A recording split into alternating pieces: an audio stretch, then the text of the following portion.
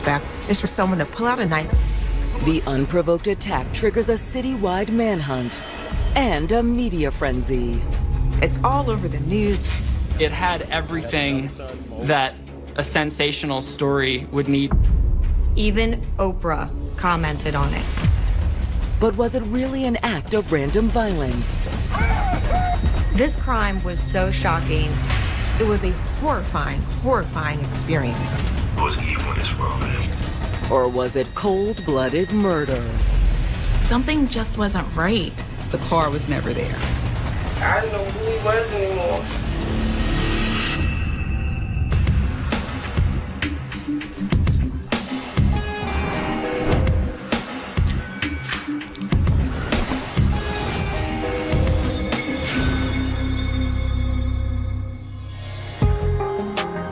December 1st, 2018.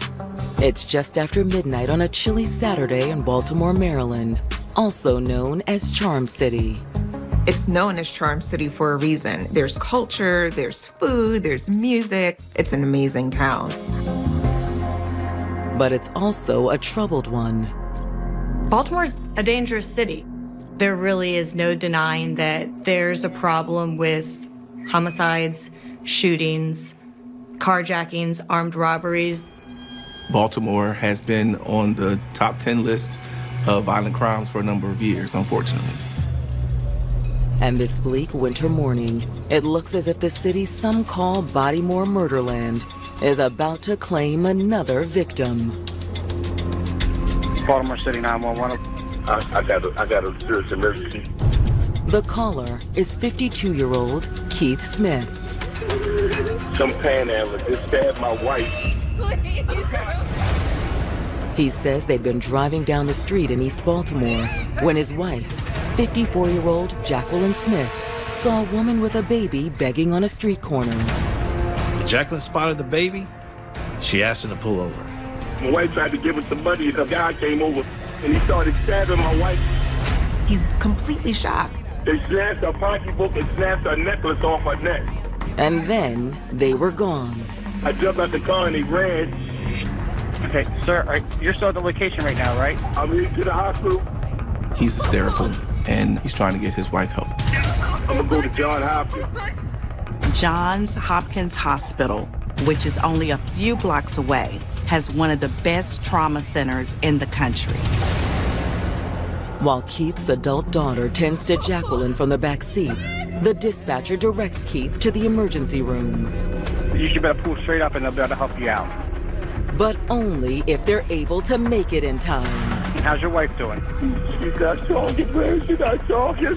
She's not talking, man. Oh, my God. You stabbed her.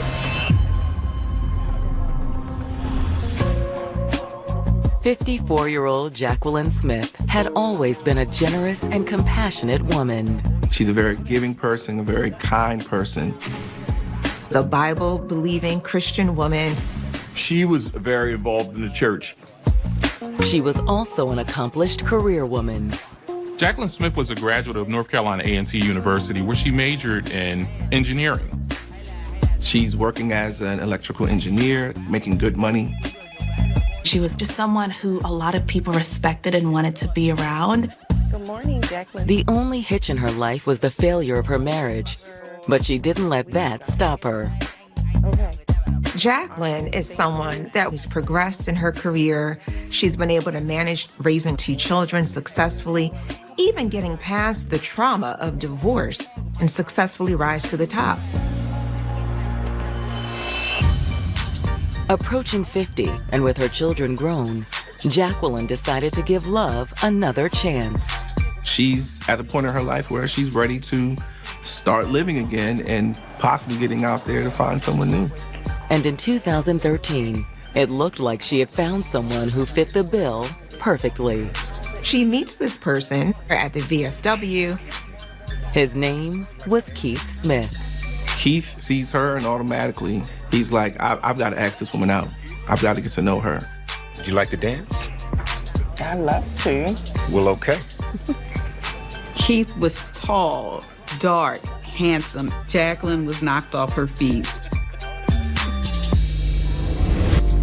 That first dance soon led to a first date, and then another. They had a lot of different things in common. They both had grown children who were entering adulthood themselves. And like Jacqueline, Keith was eager to make a fresh start.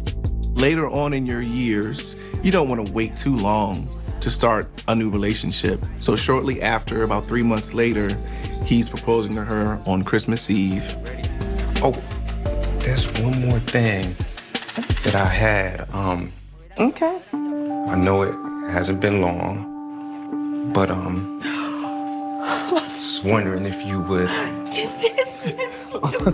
Sometimes a quick proposal can give you pause, but not for Jacqueline. This is the win that she was looking for. Keith moved into Jacqueline's townhouse in suburban Baltimore, and they began building a life together. This is the moment that Jacqueline has been working hard towards. She is happy and content. She's feeling like her prayers were answered, you could say. But now Keith is driving through East Baltimore, desperate for help, as Jacqueline bleeds out in the seat beside him. Oh my God.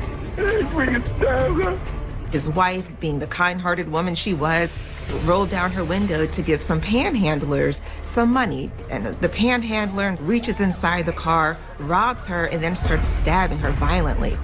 It happened so damn fast. After the stabbing, the dispatcher guides Keith to Johns Hopkins University Hospital. If you're making a right on the Wolf, the Hopkins is on your right when you get down there at, it should be Orleans. Okay, I see it now, I see it. But finding the hospital doesn't mean the crisis is over. It is a big, big campus. It's not like a small country hospital. We are talking many blocks, many buildings. Anyone, even in their right mind and calm, is going to have difficulty finding the exact entrance of the building. I'm in the wrong side. Keith is frantic. Finally, after several agonizing minutes circling the sprawling medical complex, Keith manages to find the ER. Please, I need help. My wife just got stabbed by some panhandler. She's in the car. Then, as the ER staff rushed Jacqueline inside, Keith broke down completely. Oh my God, baby. Hold on, baby. Hold on, baby. Jacqueline Smith had finally found happiness with her second husband, Keith. She was looking for love second time around, and she was able to find that love. It just looks like the perfect setup for both of these people that are in their 50s finally finding love and making this thing work. But now, in the early morning hours of December 1st, 2018, Keith has just rushed Jacqueline to a Baltimore hospital. Hold on, Jackie, hold on. Help! Help! Help us! Hold on, baby. Come on, please hurry. Please, please. They pulled over so Jacqueline could give money to a panhandler. And when she rolled the window down, the man who was with a woman attacked Jacqueline. Hey! Man. Jackie, hold on, Jackie! Oh, God! Nurses at the ER immediately rush her into emergency surgery. What is going to happen to the love of his life? By 1 a.m., he has the answer. The nurse came back out to talk to Keith, and he could tell by the look on her face, it was not good news. We did everything we could for her. No. I'm so sorry. No! There was nothing they could do. When Keith sits down with Baltimore homicide detectives several hours later, he's still trying to contain his grief.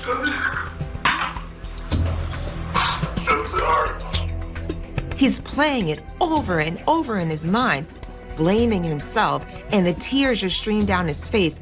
You're doing wrong, okay? I should have known. You can't blame yourself for this.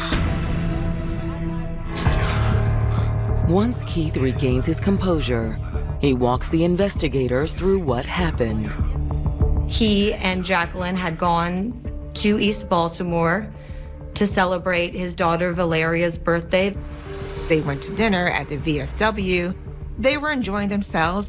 We had a beautiful time, man. He says it was almost midnight when they left the VFW and headed east towards Valeria's home. They were giving her a ride before they headed back to their home in Aberdeen. According to Keith, while they were driving, his wife spots a panhandler. We stopped at the stop sign. That is the girl over there.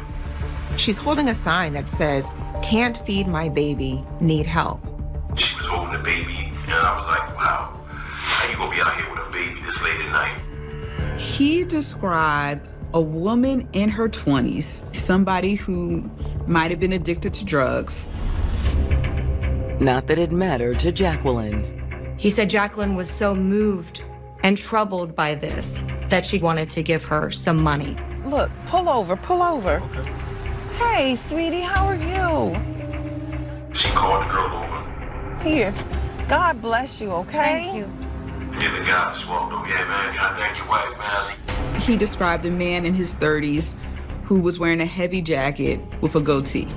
But according to Keith, when the man leaned in the window, it wasn't to say thank you. The man grabbed her necklace, grabbed her wallet, and began stabbing her. I was in shock. I couldn't believe it. He doesn't know what to do.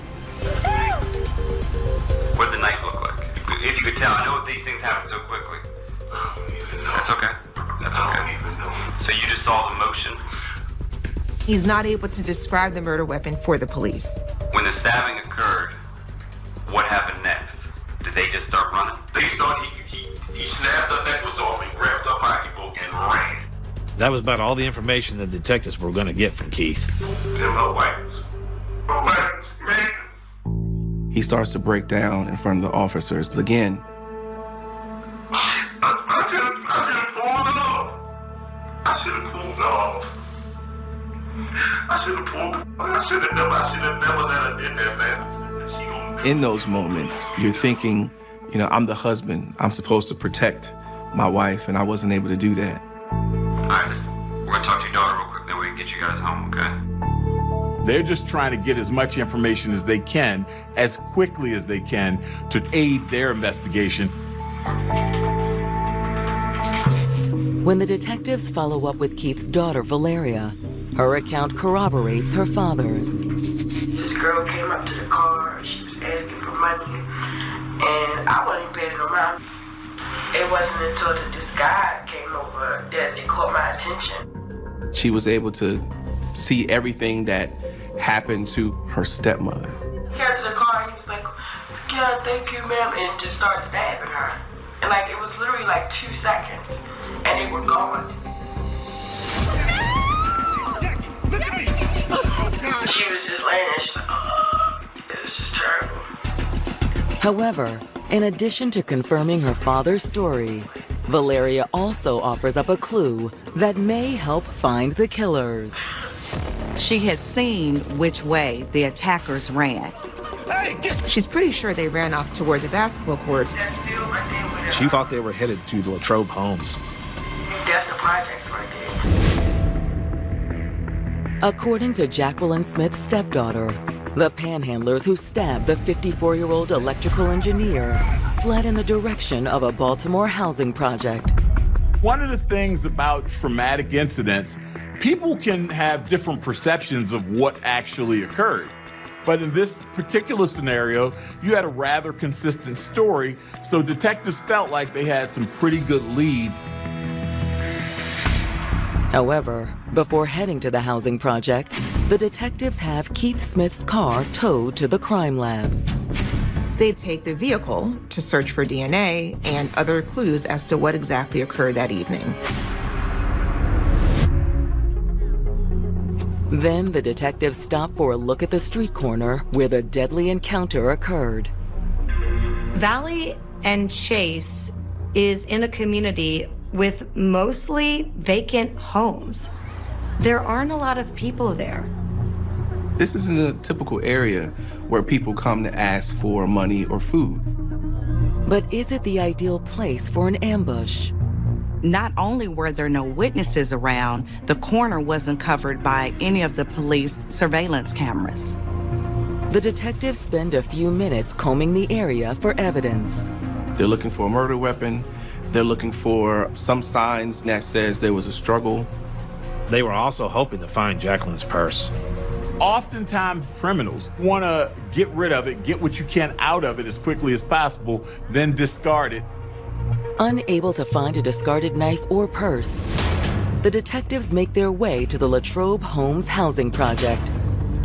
The almost 700-unit complex, built in the 1940s, is one of Baltimore's oldest public housing developments. They canvassed the area, asking questions. They did not find anyone that matched the description that Valeria and Keith gave of the two people. Reviewing the Housing Authority's security footage from the night of the stabbing also fails to turn up anyone fitting the suspect's description. Maybe she got it wrong, and they weren't heading toward the projects. Latrobe Homes an apparent dead end, the detectives try a different approach. They put a trace on Jacqueline's credit cards. While the detectives search for Jacqueline's killers, her murder becomes big news in Baltimore. There's lots of media attention and media frenzy. It's all over the news, and it's really beginning to cause concern for the community. This is a crime where anyone could have been a victim. That's what was so scary to the community. Often, homicides will happen in the city because somebody is involved in illegal activity, but panhandling, that's something that any citizen could fall victim to by simply trying to help someone. It really created a level of fear in the community that wasn't existent previously. The fear only amplifies after the story goes from local tragedy to national headline. Oprah Winfrey got hold of this story and she retweeted it to her 40 million plus followers on Twitter. She's given out money to panhandlers thousands of times, but now she's going to think twice about whether she rolls down that window. That's the impact that it had across the country. You have people from all over viewing these people who need help as dangerous. We have been socialized to have a fear of unhoused individuals. And this story played into those fears. Much of the media's attention centers on Keith. He's doing a lot of press. He's talking to the media about what happened, and he's trying to get action. He believes that the panhandlers are the reason that he's lost the love of his life, and he wants something done about it. This is a husband who wants to make sure no other family experiences what they've experienced. He wanted there to be a law passed against panhandling in the city. He wants to name it Jacqueline's Law. As the debate about panhandlers rages, the Baltimore police may be on the verge of catching Jacqueline's killer. Yes, ma'am. Can I help you? A couple of days into this investigation, police received what they believe is a great lead. The same day that Oprah tweets about the case, a woman approaches an officer sitting in his patrol car outside a Baltimore shopping center. The woman comes forward saying that she had been calling the tip line but couldn't get through. She's been trying to get through to let them know, hey, look, I've got a potential lead in this case. The panhandler murder? Yeah, that panhandler. Okay. I believe I know who did it, and it wasn't no panhandler. She believed a gentleman by the name of Damon Booth could be responsible. The woman tells the officer that Damon Booth has been committing armed robberies in the Latrobe Homes area. Latrobe Homes, of course, was the housing project that the killers were heading toward after the murders. And that's not the only thing to suggest the tipster may be right. And does Damon live in Latrobe Homes? No, he doesn't live there, but his girlfriend lives there. Okay. She lives in the housing project with her mom. Is this the couple that set up Jacqueline and committed this murder? Petty thief named Damon Booth. Police further learned from this tipster that Damon Booth has a girlfriend, and the girlfriend happens to live in Latrobe Homes. Latrobe Homes was the housing project that was a few blocks away from the East Baltimore Street corner where the murder occurred. Putting two and two together, you have a woman who was posing on the corner with this baby and a guy who comes up from the shadows and commits this crime, and they both flee towards Latrobe Homes. Everything about the couple fits what Jacqueline's husband, Keith, and the daughter told detectives about the murder. This is sounding like we're getting very close to cracking this case. Thanks, officer. Appreciate it. Thanks. When detectives pull Damon's rap sheet, it looks like they're even closer. They find out that he does have a criminal record and that he spent 5 years in prison for armed robbery. Reviewing the details of his armed robbery conviction also raises a big red flag for detectives.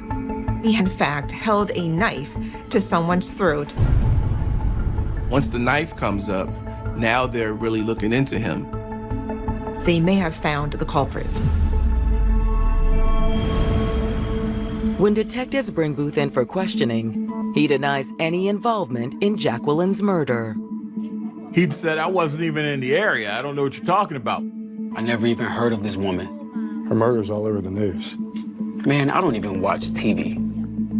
Damon did admit that his girlfriend lived in Latrobe Homes, but he never went to her apartment.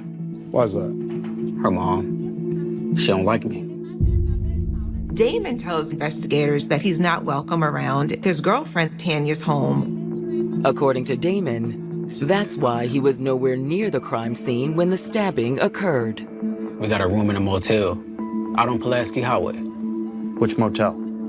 I forgot the name. It's just past Holland Avenue.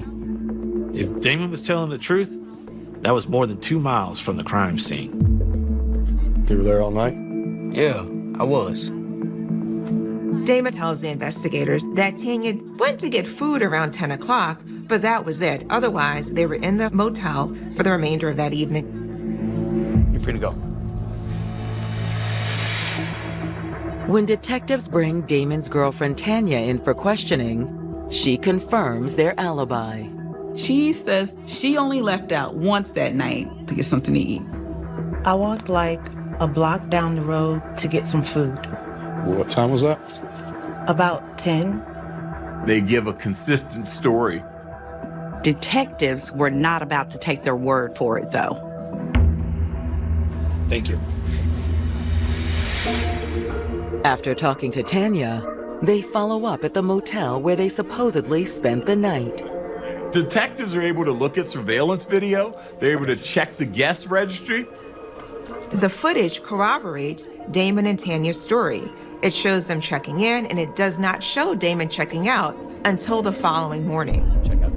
There's no way they were going to be able to be over at Valley and Chase where this murder occurred. They may fit the description, but they were nowhere near that crime scene. Their hot tip turns out to be a dud. And the forensic results from Keith's car are equally disappointing. When the investigators get the forensics back, there are no fingerprints belonging to anyone other than Keith, Valeria, and Jacqueline. Now, that's not completely unusual because we're talking about someone who reached inside the car, snatched the necklace, snatched the purse, and stabbed her to death. So, of course, there wouldn't be any fingerprints inside of the car. But just when the investigation is running out of steam, things heat up. The investigators get notified that someone made 3 charges on Jacqueline's credit cards. They trace the use of the card to 3 juveniles. Obviously, none of the kids fit the description of Jacqueline's killers. So how do they end up with her credit cards? They say they found her purse at a local bus stop. Knowing nothing about the murder, they'd taken the credit card that was left inside the purse and gone on a spending spree. After talking to the kids, the detectives head to the bus stop where they reported finding the purse. That wasn't far from the scene of the crime. Suspecting the killers passed by the bus stop as they fled the scene, The detectives pull footage from the various city surveillance cameras along the most likely routes. They're looking at numerous surveillance videos, 27 different cameras. You kind of can string together things. They might not necessarily point to a specific area, but there is no doubt within a couple blocks, you're going to run across the city watch camera. As the detectives review the footage from the night of the murder, they once again hit a dead end. There's no one in any of the footage that matches the description of the perpetrators described by Keith and his daughter Valeria. However, as they review footage from closer to the crime scene, they notice something else. None of the video footage reflects Keith's car being in the vicinity. We're talking about 27 cameras, and the car doesn't show up anywhere. It was not even along the route from the crime scene to the hospital. None of the surveillance footage corroborates their story. After scouring hours of video surveillance looking for the panhandlers who allegedly killed Jacqueline Smith and stole her purse, detectives have made a surprising discovery. Not only was there no footage of the killers, there was no footage of her husband's car. The entire route, investigators checked the cameras and were unable at any point to see Keith, Valeria, their vehicle, or either panhandler. Had Keith and his daughter Valeria simply made a mistake about the route they took to the hospital? Maybe they get one street mixed up with another.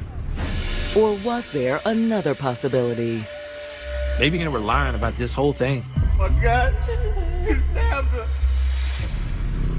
Detectives figure there's one way to find out the truth.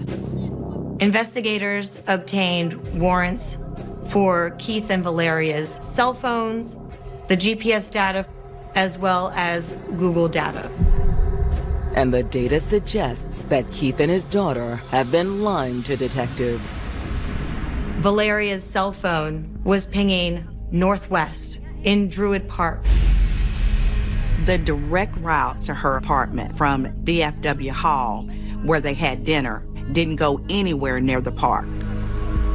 Investigators were able to determine that Keith and Valeria and Jacqueline were at Druid Hill Park for at least 12 to 16 minutes. But what were they doing during that time? Druid Hill Park isn't a place normally where an individual would pull over or stop at in the middle of the night. It's a perfect place to commit a crime.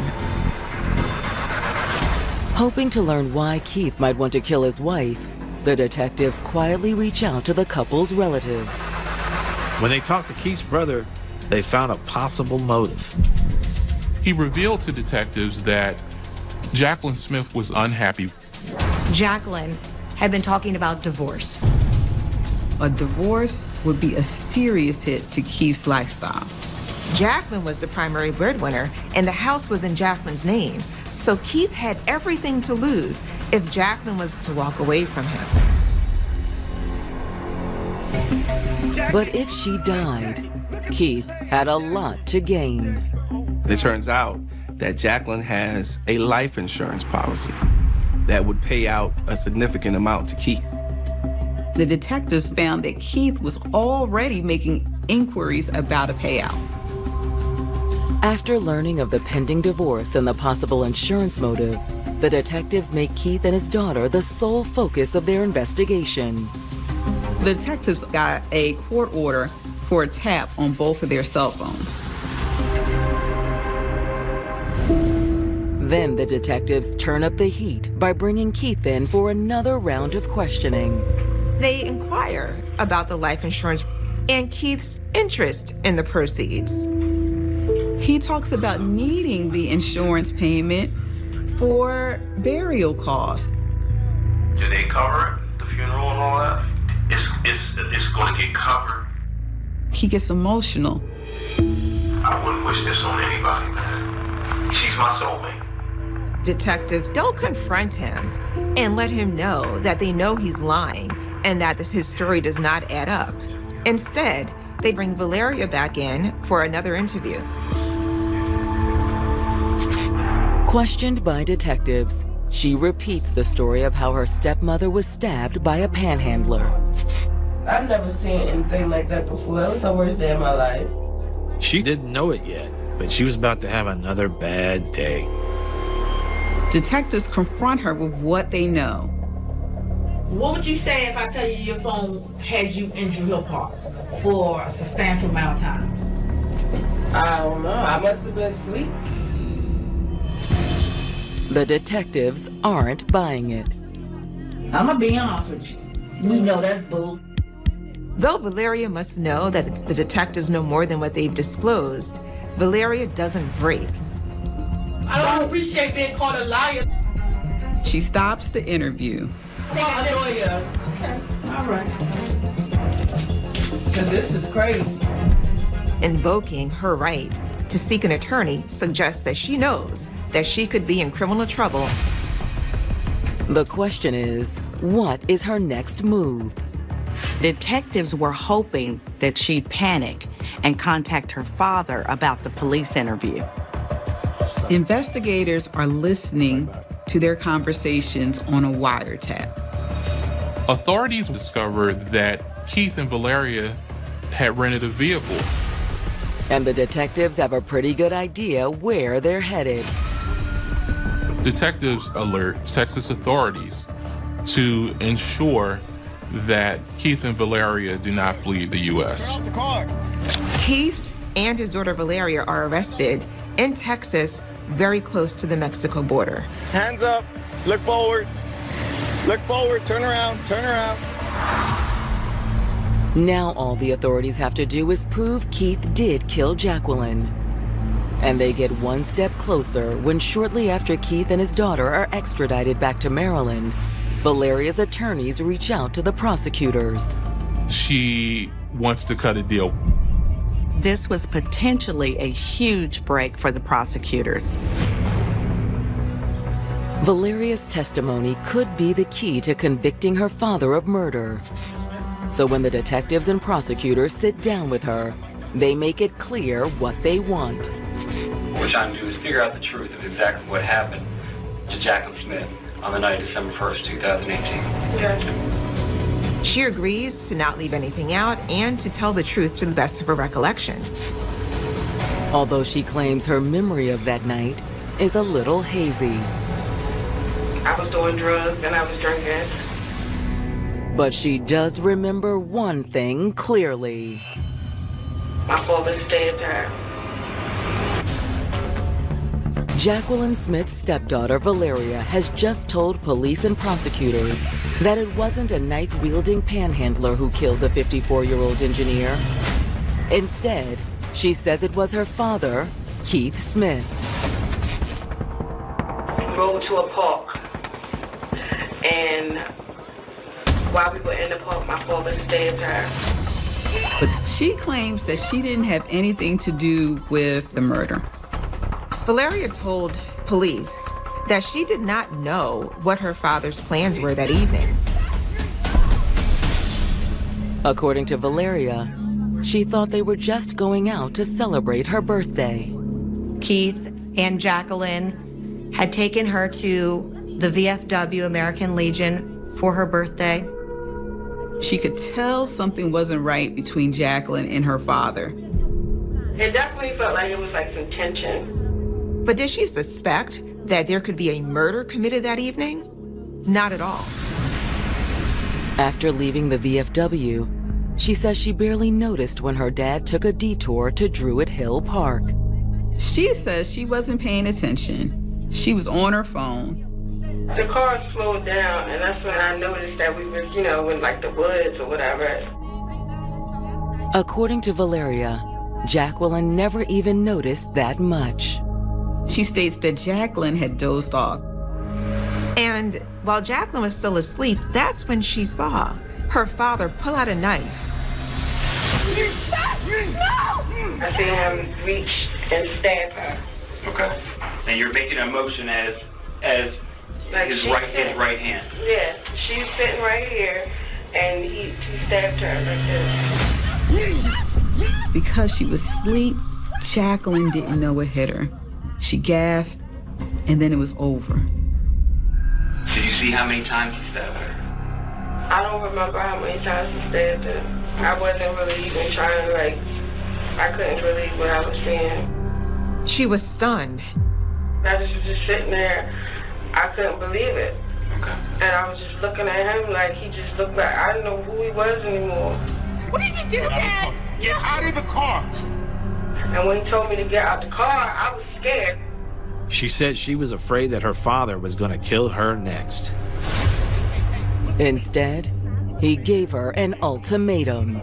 She says her father said to her, I'm going to make up a story and you need to go along with it or else we're both going to go to jail. Calm down, calm down. We pulled up, we gave them money, and the panhandler did it. Look at me. You want me to go to jail? You want to go to jail? She was panicked, in a bad state from the drugs. She agreed to go along with it. Then, as they drove to the hospital, Keith called 911 and gave the operator the story he'd worked out. I believe he's going to stab my wife. Oh my God. Oh my God. Was he crying before he called 911? No. She says they got rid of the knife and threw it down a storm drain the night of the murder. She also admitted she ditched Jacqueline's purse at the bus stop a few days after the murder. He asked me to get rid of it, but to put it somewhere where someone would find it because he wanted somebody to use their card so it would look like a real panhandler did it. When Keith goes on trial in December of 2021, his daughter is the prosecution's star witness. When his daughter came into the courtroom to testify, it was as if she didn't even really want to look at him. Valeria's statements were very damning to Keith. But was the prosecution's star witness also their greatest weakness? The defense bring up the fact that she's a drug addict. She has a history of lying, and she's only doing this to get herself off. They attacked her for not turning in her father before they actually got caught. The defense also didn't put Keith on the stand to refute anything or to tell his version of the story. Will smearing Keith's daughter be enough to secure her father's acquittal? In the end, the jury found Keith guilty of murder. The judge sentenced him to life in prison. The family felt justice had been served. You want to go to jail? But Keith Smith wasn't alone that night. Valeria pleads guilty to being an accessory after the fact and gets 5 years in prison. The prosecution needed her testimony to put Keith away. And there's no doubt it was Keith who killed the woman he'd promised to love. Jacqueline Smith never thought it would be her husband who would take her life. And he brought his own daughter in on it and destroyed his own family and destroyed another family as a result. However, they weren't the only ones who suffered. This man maligning people who were panhandling was incredibly harmful for Baltimore's homeless. He stoked the lie that people who are homeless are a danger. And that is something that Jacqueline would never have condoned. Jacqueline was a loving person, an avid churchgoer, believed in God. And, we'll never get a kind woman back who was known as a very compassionate person.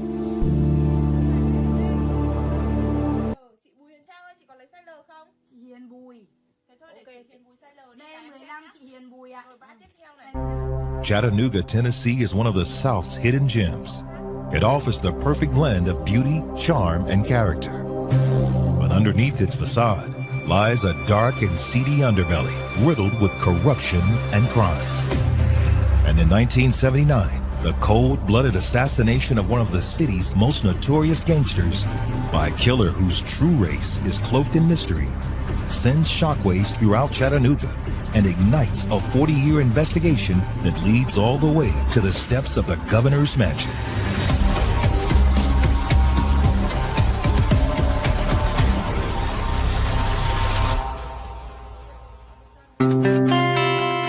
Chattanooga is a mid-sized city with a small-town appeal.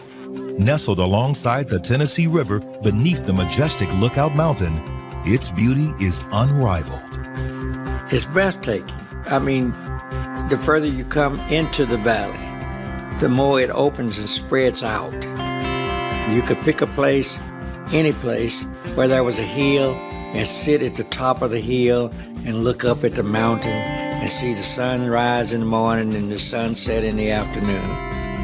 I love Chattanooga. Even going through the airport, you'll see somebody working in the airport that you know. You either knew their grandparents or their parents, or you just knew them because you had crossed paths with them. And I think that's good for a town, that you have that strong sense of belonging, because when you have a town where you don't have that sense of belonging, you really don't care about what happens. And I think it takes away a part of you not caring. When I leave here, I'll go to lunch, and I know I'll see somebody that I know. I'll know whoever the people are probably running the restaurant because I've been in and out. And when they see you coming, they'll speak to you, even call you by name. Railroads came in 1850, turning the city into a boom town, as well as a strategic military location. There were 5 railroads that met here.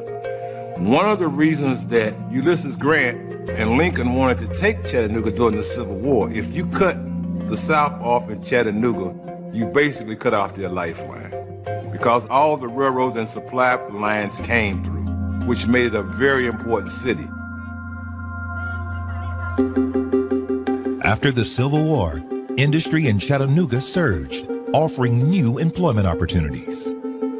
There were a number of foundries here that actually smelted iron and metal and actually attracted a population into Chattanooga. And it grew the thriving underground economy. African Americans were always hard working. They also enjoyed various forms of entertainment, some of which was illegal. So there was a lot of gambling, specifically gambling through something called the tip book, which was unique to Chattanooga. It was like a raffle. And they only became instruments of gambling after they were opened. You had to match your number with the winning number on the board. So a number of African Americans who were working in the factories and who were living in Chattanooga saw an opportunity also to have various forms of gambling, loan sharking, and illegal alcohol. Very, very, very few people engaged in the selling of hard drugs or prostitution. Most made their money off the numbers racket, or off of loaning money, or off of illegal alcohol sales. At the top of Chattanooga's underworld was a group of men known as racketeers. A lot of the racketeers in this town, they owned nightclubs, they owned commercial establishments, they were merchants, and some simply operated out of their homes, the back of their car, or in some obscure basement area. Maybe they did this in the back room, but there was another type business going on in the front room. So it was acceptable in our community. You might not take part in it, but it was acceptable in the community. It was about survival and taking care of the family, because a lot of the profits that those men made as racketeers was put back in the community in a positive way. The racketeer came to church on Sunday. He was a good boy to the pastor. You know, they contributed to the churches. I'm sure the ministers and pastors knew where they were getting their money from. Those men brought a kind of peace and sanctity to the neighborhoods with their mere presence.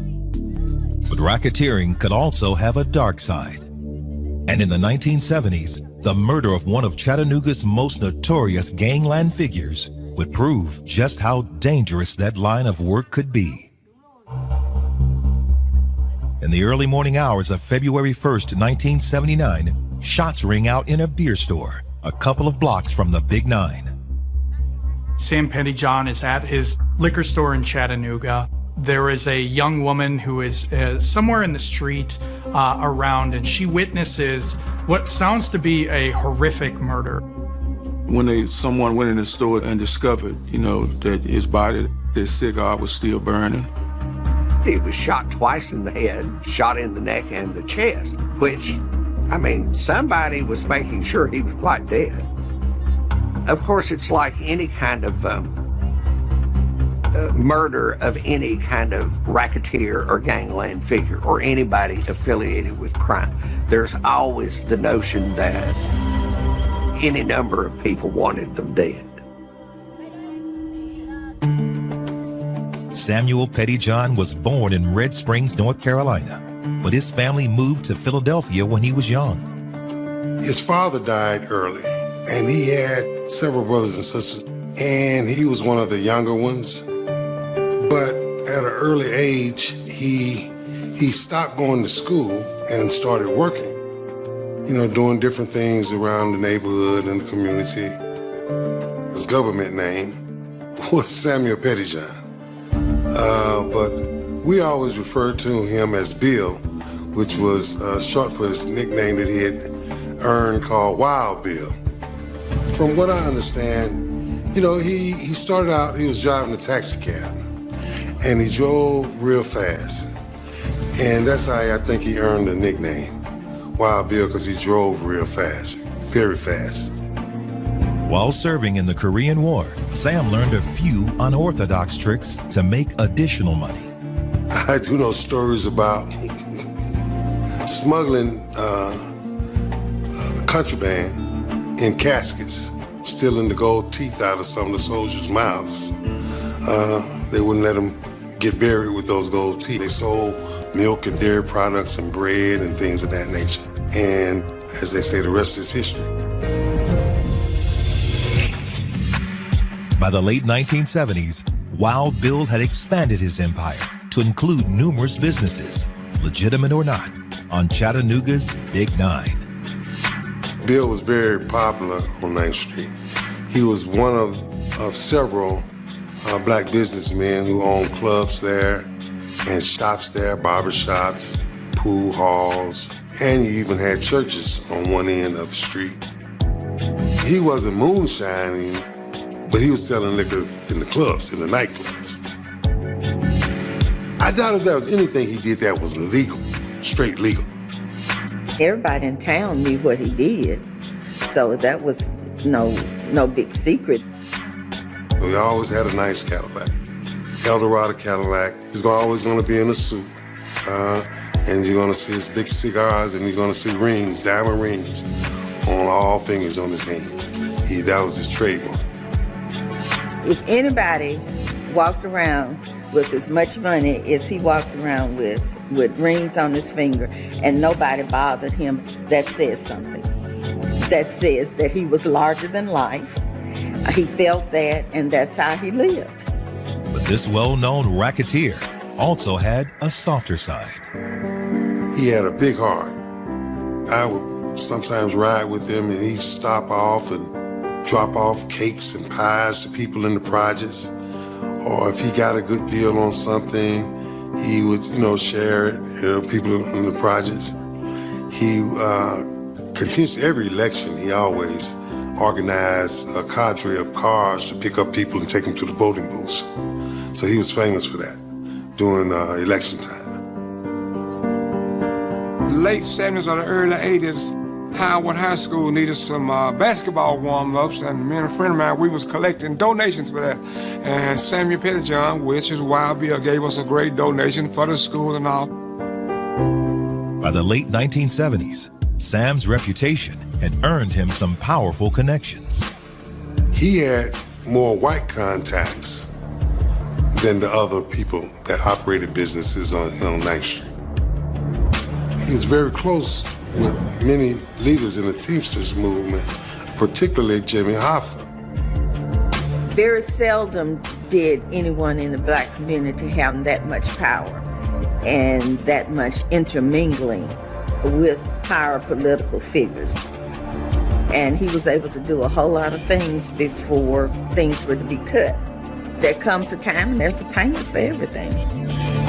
But was Sam's death the inevitable result of a life of crime? Or was there another reason someone wanted him dead? Even though they are racketeers and they are prominent in the community, they don't necessarily control what they do. But you're a pawn, and when that pawn is not needed anymore, or you become a possible weak link in the operation, then you can be eliminated. Because I never engaged in murder as a form of retribution. Now, you could get hurt if you owed them money, but unlike the mob, you didn't have to kill somebody to be a part of the organization. You had to be a good businessman. In the mob, to be a member of the mob, you had to take a person's life. Well, that was going on among most of the Southern black racketeers that I've known and even heard about. They would protect themselves. They believed in self-defense. But for the most part, they didn't engage in killing each other. But now, Sam's life in Chattanooga's underworld seems to have done just that. Sam Pettyjohn's murder was the talk of the town. Everybody wanted to know something about it. People that didn't even know who he was, that never seen him, didn't even know he had a place on Market or anything about him. Everybody wanted to know because it was something that was different that had happened in the city. It wasn't shocking. We always kind of knew that it was possible that he was going to die like that, to die in a violent way. So it wasn't shocking. You know, it was disheartening, of course, and, you know, when your father is... It definitely would probably be something that was over in just a matter of minutes. The murderer wanted to get out as fast as he could. You know, this was a professional. He didn't worry about trying to pick up any product and take with him. He wanted to make a clean getaway. 2 witnesses say they were in the parking lot when the shooting took place. The man they saw exit Sam's store appeared to be in some sort of elaborate disguise, possibly even trying to hide his race.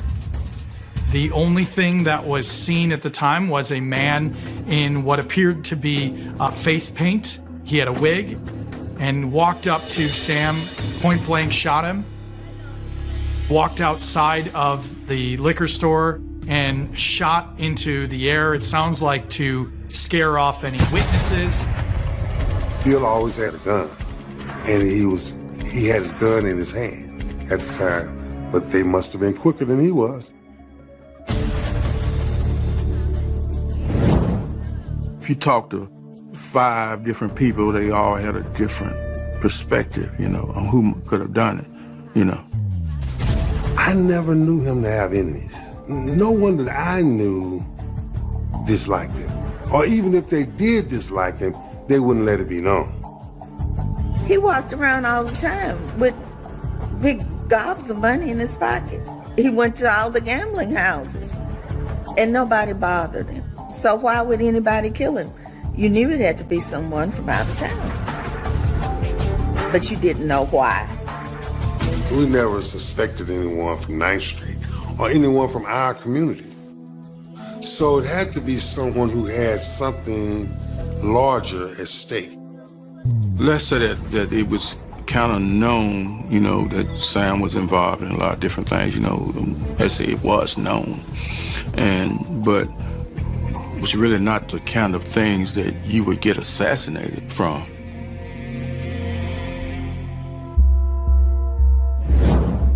As detectives take a closer look at Sam's history, however, one thing immediately stands out. At the time of his death, Sam was under investigation for arson. An explosion had destroyed several buildings on 9th Street, including his own nightclub. It was called the Showplace. It was big enough to have live entertainment. So people like James Brown would come and perform there. Stevie Wonder performed there before. Residents say that if this had been a Friday or Saturday night, what used to be those 2 nightclubs would have been filled with people. He had a reputation and a record of being a gangster. And he's going to come into insurance money because this city block in Chattanooga exploded. So, he's going to be a prime suspect.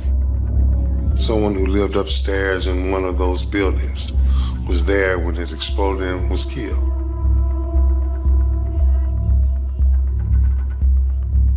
He had been indicted for that offense, and he was out on bond, perhaps. But it was an ongoing case. The ATF, which is the Alcohol, Tobacco, and Firearm Department of the FBI. They had him under surveillance. A grand jury indicted Sam for murder, arson, and insurance fraud. But before his case went to trial, Sam was gunned down. Investigators now wonder if the two might be related. It comes to a point of where someone has been involved in a particular situation, and maybe they're caught up in the situation and they're forced to tell the truth. But there are powers to be who do not wish for that story to be told.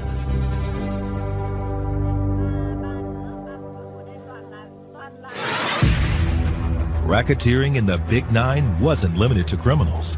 Law enforcement also played a role in the bootlegging and backroom gambling that went on there. The racketeers had a symbiotic monetary relationship with the powers that be. So there was a lot of payoffs that were going on. So it was profitable for everybody. And as long as money changed hands and one hand greased the other, they were allowed to operate. It was protected by the police. All of them made money. And some of that is still going on to this day. While the investigation of the murder of Sam Pettyjohn continues, residents of the Big Nine gather to honor his contributions to the community. He had his funeral. Big event. It was one of the biggest funerals I've ever seen, especially for Chattanooga. People were lined up all down the street with their cars parked. And that's when I got a notion of how important Bill was, to Chattanooga.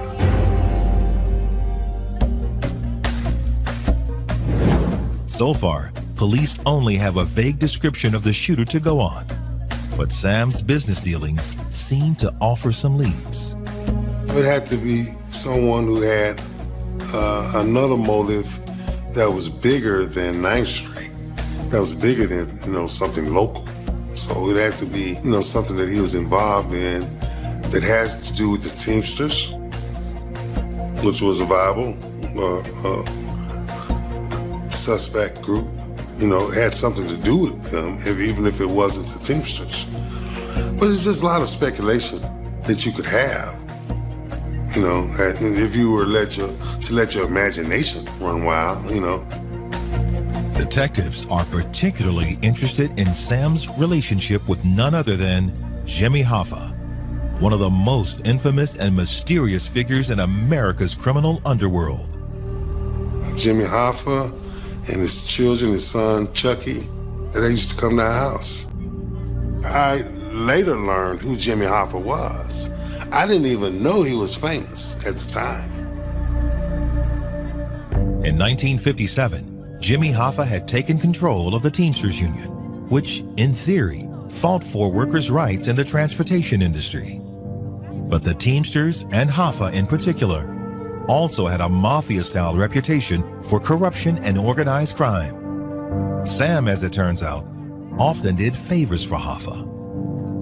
When Bobby Kennedy was prosecuting Jimmy Hoffa on misappropriation of the Teamster Pension Fund, and Bill and one of his friends, a white guy named Jack, orchestrated bugging all of the jurors' rooms. They wanted insight in on what the jurors was thinking, what they were talking about, what were they saying to their spouses. They get that feedback and they give it to the attorneys, and the attorneys knew how to shape their presentations, accordingly. Jimmy Hoffa ended up being acquitted in Chattanooga. It may have been a hung jury, I think it was. And they celebrated at our house at night. And Bill cooked a big, huge steak dinner for Teamster members as well as their wives and girlfriends, and it was a big to-do, big function of the house.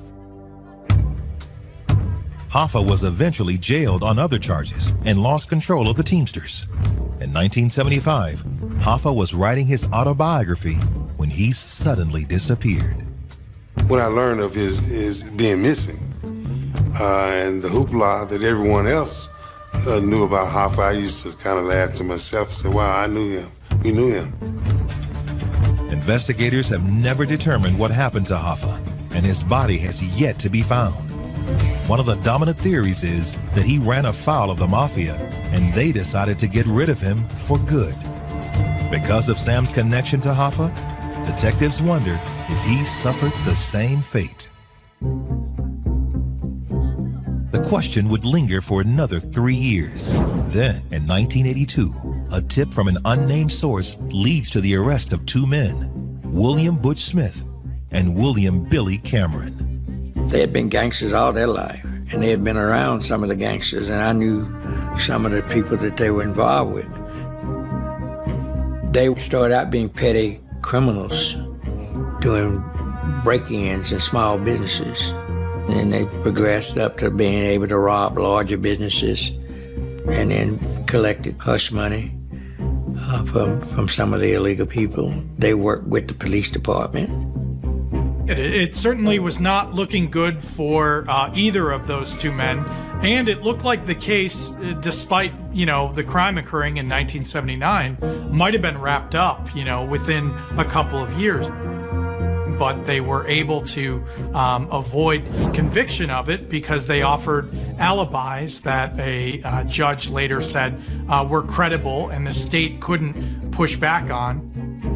The tip from the source turns out to be nothing more than rumor. And with rock-solid alibis in place, prosecutors are forced to let the two men go. One was a man in state prison at the time. Another man was in Detroit. So again, charges against them were both dropped. The case essentially goes cold for several years. Chattanooga police renew the investigation in 1987. But with even less to go on, they soon find themselves at a dead end. The thing that's difficult about an investigation on Bill is you don't know all of the things that he was involved in. He was always on a need-to-know basis with Bill. No one knew much. That's just the way he operated. It seemed the murder of Sam Pettyjohn would remain unsolved forever. But 40 years later, this cold case would heat up again. Since the 1970s, the Big Nine has become a different place from the one racketeers like Sam Pettyjohn helped to build.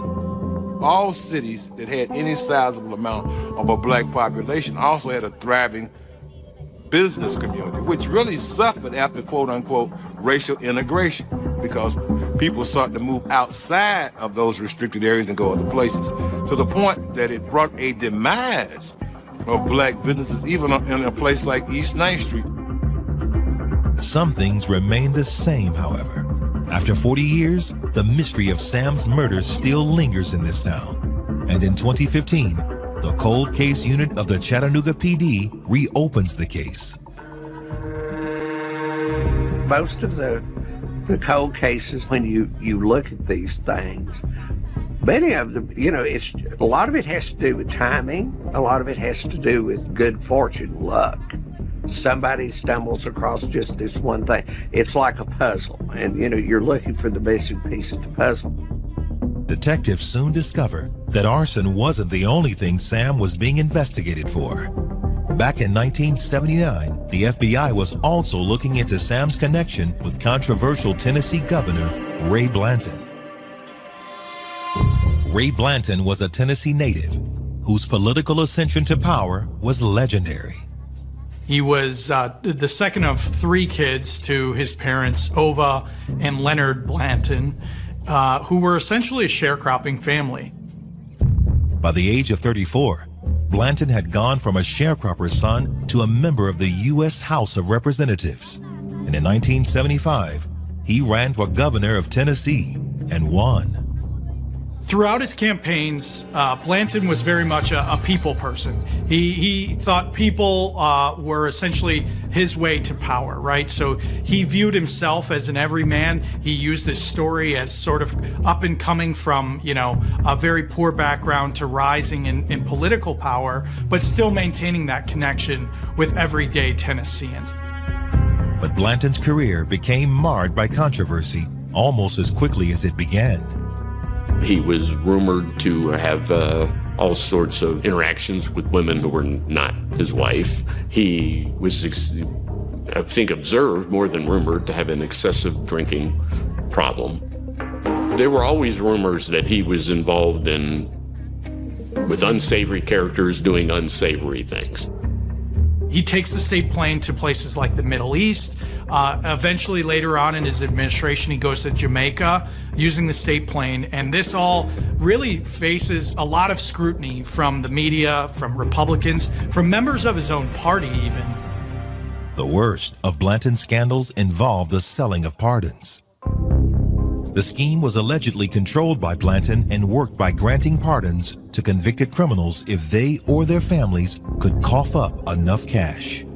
There was a way for people, if they had enough money, or they could raise enough money, to pay themselves out of a crime that would sometimes bring a lot of years in prison. And these were crimes that went as far as murder. In 1978, the FBI opened an investigation, codenamed TNPAR, to look into Blanton's cash for clemency scheme. But if the allegations against him were true, Blanton had somehow managed to keep his hands clean enough to avoid a federal indictment. That investigation takes several years. It is a multifaceted investigation that largely looks like he's once again going to get off without being indicted or charged with any crimes. The FBI ultimately was never able to connect Blanton with where the bribes were going to. But not everyone in his administration had been so lucky. The FBI eventually does indict and charge several members of the Blanton administration, including Eddie Sisk, who is the chief legal counsel to Blanton, for his role in essentially securing pardons for prisoners.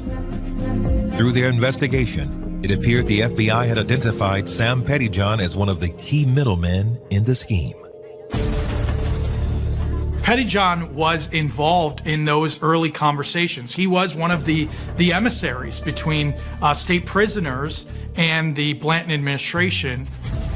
Bill had street credibility, and he could talk to families and present them with an option to get their loved one out of jail. And they would have trusted that he could do it.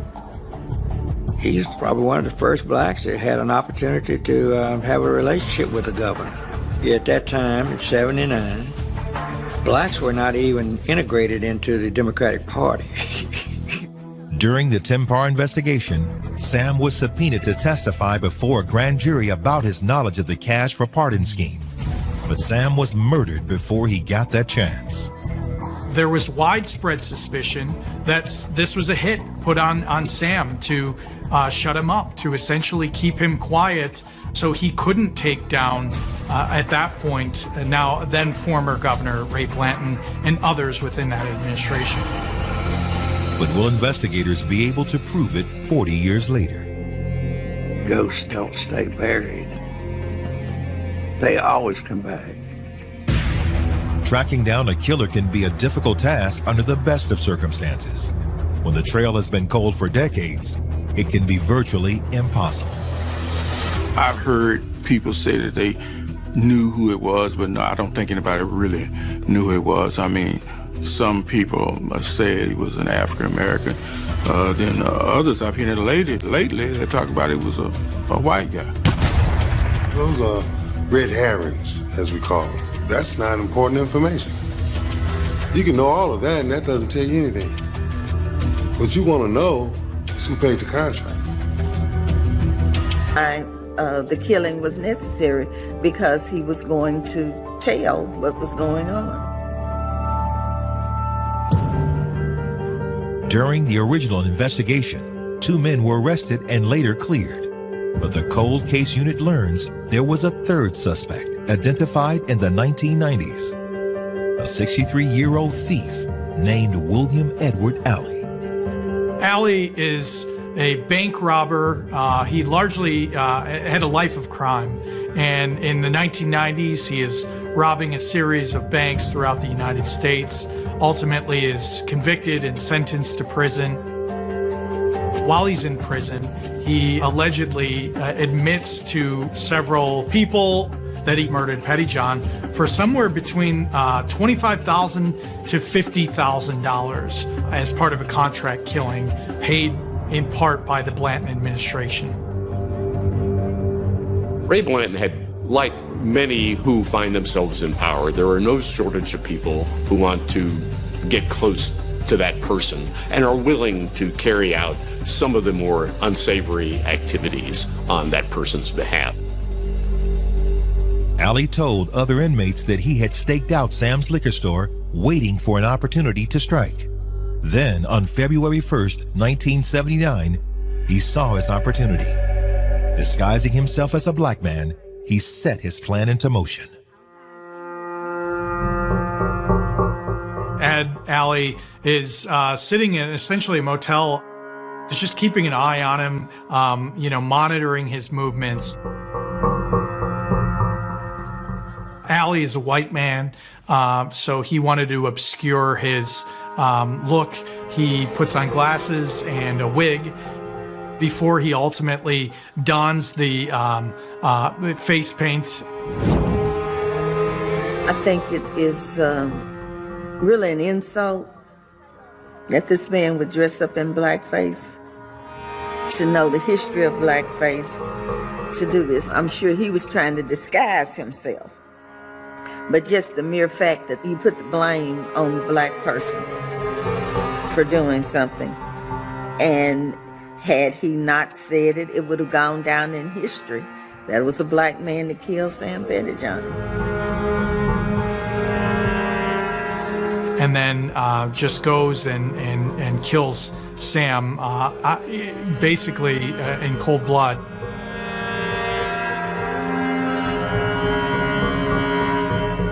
It sounds as if the admission by Ed Alley to his colleagues in prison about killing Sam Pettyjohn was known for several years by FBI agents, and it really didn't make it up the chain of command and into the folks who were looking into the murder of Sam Pettyjohn until the cold case unit in Hamilton County got a hold of this in 2015.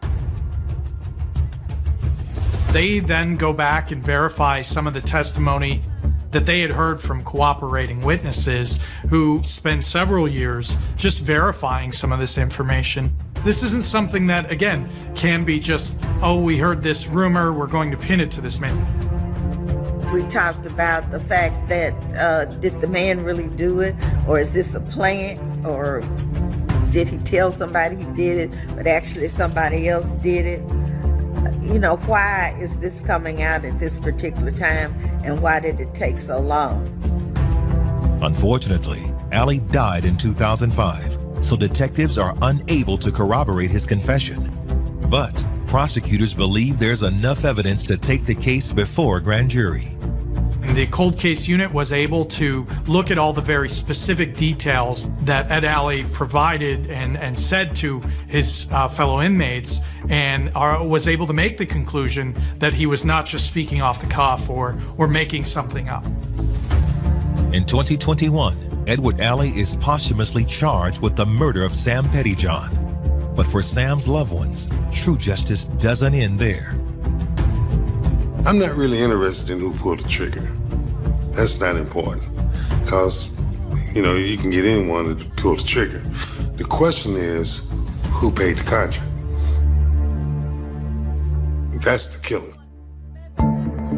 In the wake of the grand jury's charges against Edward Alley, investigators turn their attention back to his alleged employer, Ray Blanton. At that point, the cold case unit fingers the Blanton administration very directly and says that they were involved. It is really an unbelievable story, and of any administration in Tennessee that this could have occurred with, it would be the Blanton administration. It fits almost perfectly with what went on at the time, with what the stakes were with the governor, with the other folks in the administration. Why it took so long for investigators to connect the dots between Ray Blanton, Ed Alley, and Sam Pettyjohn may never be known. We knew that there were people between Pettyjohn and the governor as part of this operation. And not that we knew that it led all the way to Blanton, you know, but we knew it was high. It was high up, yeah. There was at one point in the investigation a belief that there were recordings that Sam possessed. Those were never recovered.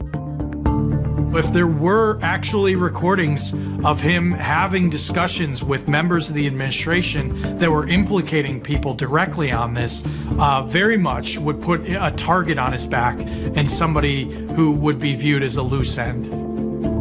Despite their efforts, no evidence is found proving that the governor ordered the hit. And once again, Ray Blanton walks away clean. He died in 1996, taking his secrets with him. You can look at the story of Ray Blanton, where a young man achieved quite a lot and threw it all away. And what did he have to show for it in the end? What he's best remembered for now, of course, are the scandals associated with his administration. Unfortunately, like much with the Blanton administration, we don't know if he had direct involvement in the contract killing of Sam Pettyjohn. With both the passing of Ed Alley and Ray Blanton, ultimately we may never know that answer.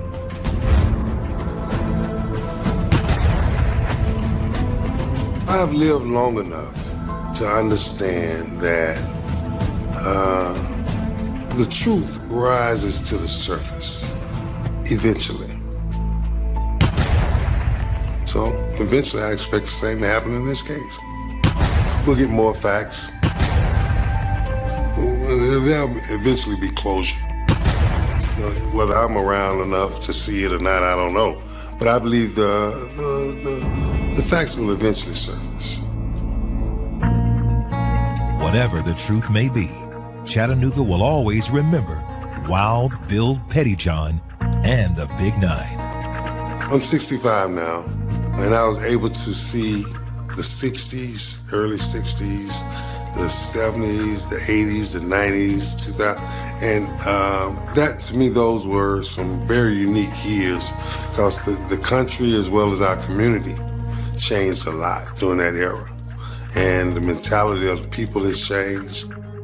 9th Street is just, it did what it was supposed to do. It brought us from a certain point and took us to a certain point. You know, I hate to see it gone, but the history is written. The stories are being told. We've come a long ways. Everybody doing their little part, including Big Nine. It's been a glorious time to live through and to live in for me. And I can't think of a better city to have.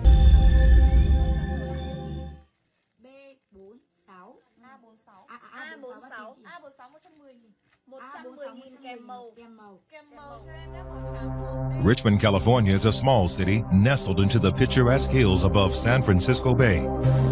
But this tiny town's beauty is too often eclipsed by rampant drugs, murders, and violent gang turf wars. And in 2004, the carefully planned execution of a beloved high school football star by a killer, a motive, and a method that all defy belief will expose a shocking betrayal and will bring a close-knit family and the entire city of Richmond to their knees.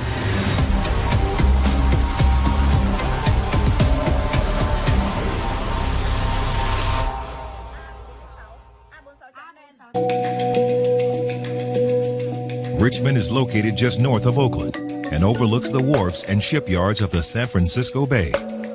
It began as an industrial town And after World War II, the population boomed when African Americans from southern states came there looking for opportunity. The shipyards, those were where the jobs was at.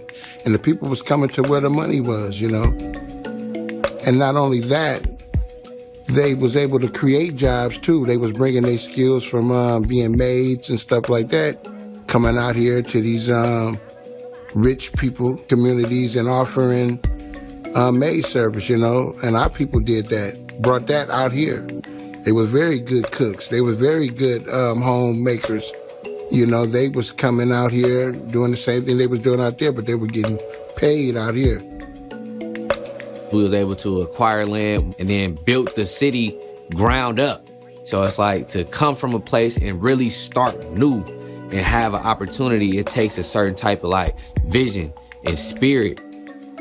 They call our city pride and purpose, you feel me? So it's like to come from one region to another and almost like build up this new black, like robust community is like, it attests to like the type of people, you know what I mean? Because they came over here together and they built something together, and it's their children who then was supposed to reap the benefits of that. So you feel me? The type of people out here is like independent minded, hustler spirit. Hustling not meaning like illegal.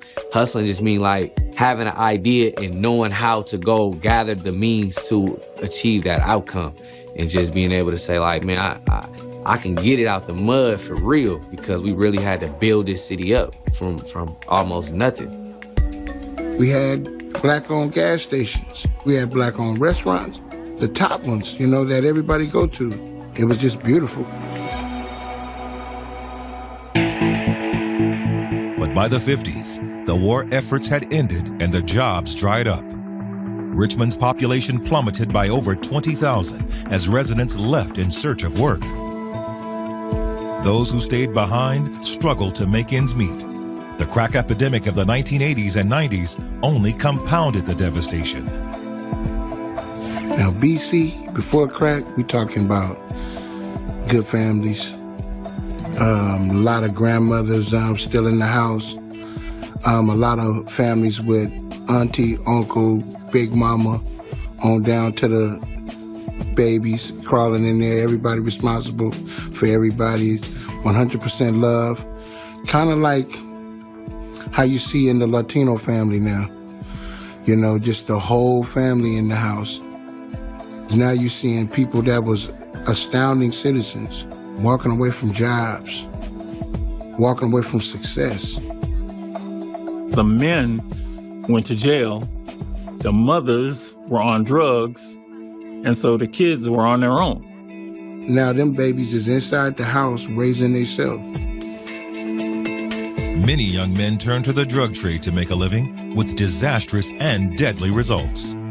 At that time, there was a lot of open-air drug dealing, street sales, and narcotics. So with selling drugs in the street, you're going to get a lot of violence.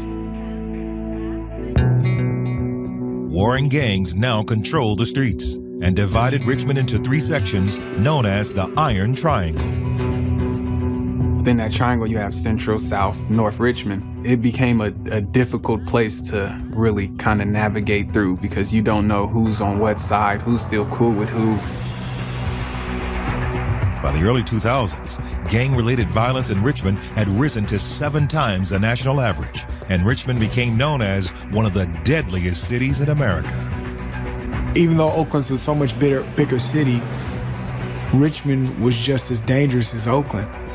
So, but it's funny when you're coming from where I'm from, it's all the same. So I guess when you're from it, you see it a lot, you become kind of numb to it, you know, in a sense, you know, so that's the way I looked at it. Some families turn to sports to try and keep their kids out of gangs and off the streets.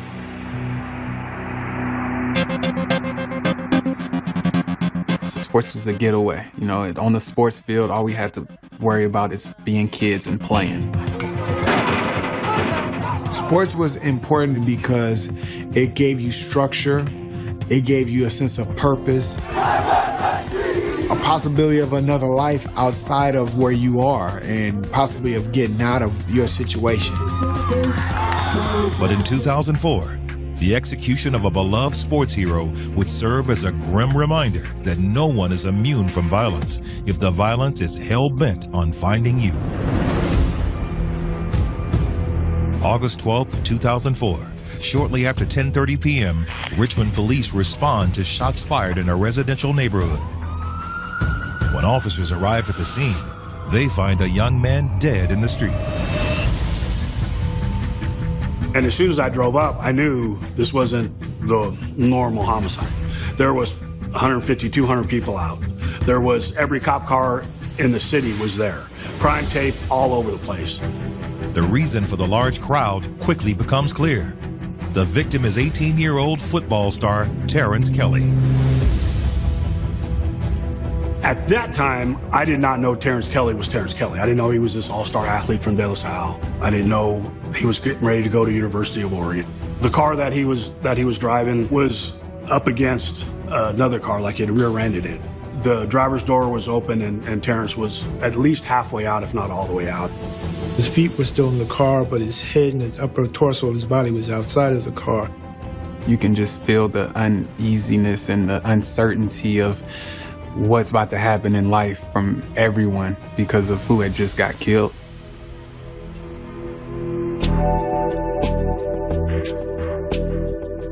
Terrence Kelly was born on April 23, 1986 in Oakland, California. His father, Landron Kelly, was only a teenager at the time. Terrence's father was scared to tell his mother, our grandmother, that he had a child. But when Grandma Bev did find out she had a grandson, it was come on home. Everybody fell in love with Terrence. Terrence had a big smile, He was a joy. He really was a joy. Even at like 2 years old, I remember him just running around and have a lot of energy. He used to follow us to a lot of places we made it a point to bring him with us just so he can follow under us, so. As Terrence grew up, his father focused that energy into sports. His dad really, really loved football, and that's where Terrence's love for football came from. Me and my brother and I, we coached the Richmond Steelers, our midget team. We was the best in California. We beat everybody. And Terrence come from that. He was good. He gave 100%. And the one thing I heard about him, beside the athletic ability, was what a great kid he was. By the time he was ready for high school, it was clear Terrence was destined to be a star.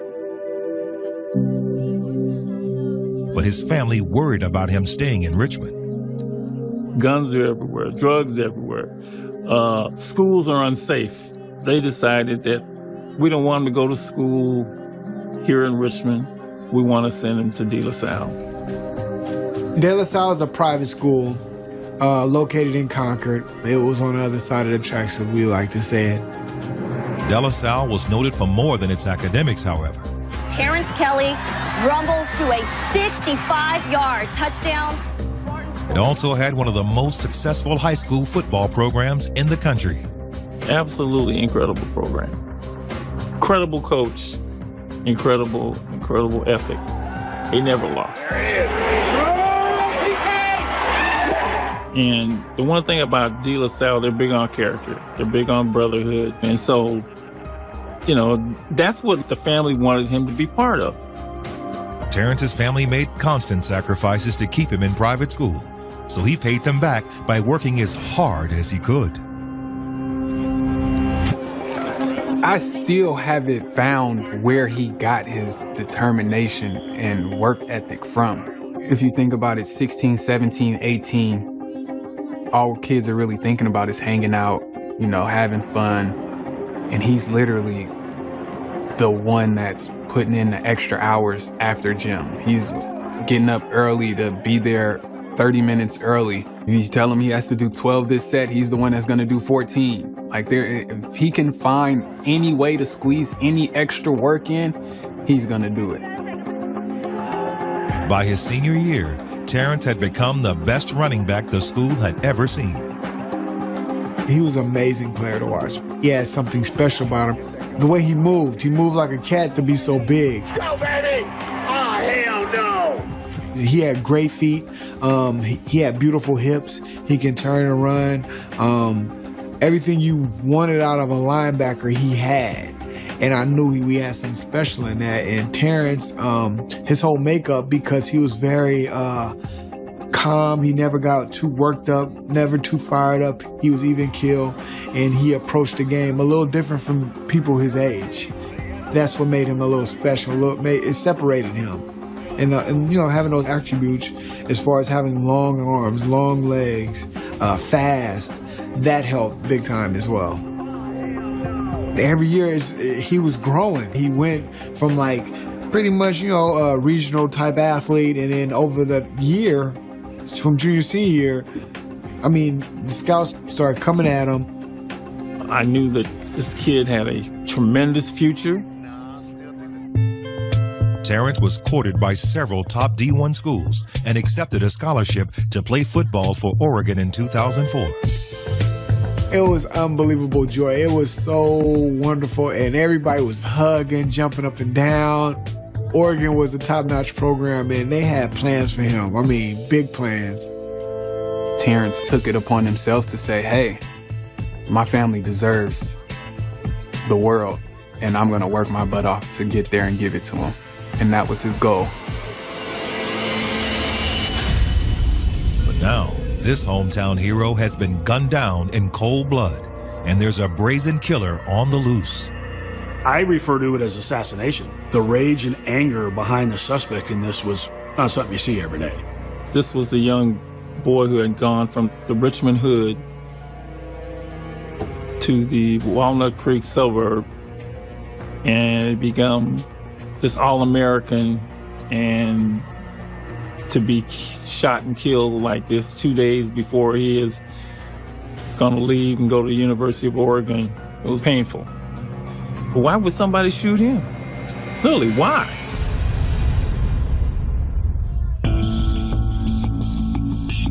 In the early 2000s, gang activity in the Iron Triangle made it the most dangerous area in Richmond. And gangs in Richmond usually come by, you know, where you're from as opposed to colors and stuff. They don't bang colors. There's a lot of turf going on. You have neighborhoods that are at war. Now, Richmond's violence has claimed the life of promising young football star Terrence Kelly. As word of his murder spreads throughout the city, Terrence's loved ones rush to the scene. It was just so surreal. I didn't want to believe it. I actually tried to go under the caution tape, you know. I just wanted to shake him and wake him up, hoping he'd just, you know, jump up. Terrence's dad is there, and all you hear is my baby, my baby, my baby, my baby. To hear a grown man break down and saying my baby as if it's an infant, like you can just hear and feel the pain in everyone's voice. And then you hear my grandmother, she finally gets to the crime scene. She screams, and her scream, I can still close my ears and hear it. And then she ends up having a heart attack. Paramedics transport Terrence's grandmother to the hospital as homicide detectives search the crime scene for clues. Just one of the items that was located was a gray beanie. It was an item that looked like it shouldn't naturally be there. So they secured that. Investigators also recover 3 shell casings, which came from an unusual weapon for this type of shooting. It wasn't your typical Uzi, MAC-10, Glock. It was some off-brand .22 rifle. You don't see a lot of that type of rifle casing out there. There was no indication that robbery was a factor. The shooting occurred on the right-hand side of the car, which would have been on the passenger side. And generally, if you're going to carjack somebody or steal their car, you're going to go on the driver's side so that you can get into the car.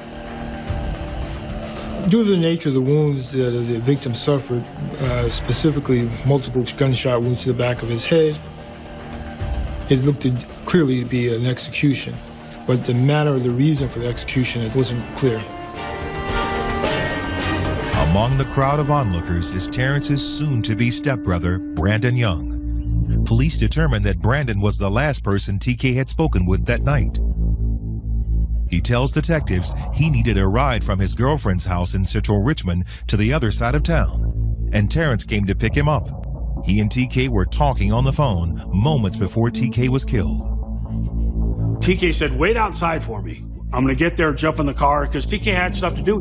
Brandon says, no, call me when you get here. I don't feel comfortable waiting outside. He says, he gets the call. He starts to go outside. Oh, I forgot my jacket. Runs back upstairs to get his jacket, and then starts to come outside again. Oh, I forgot my phone charger. And then about this time, he hears a gunshot.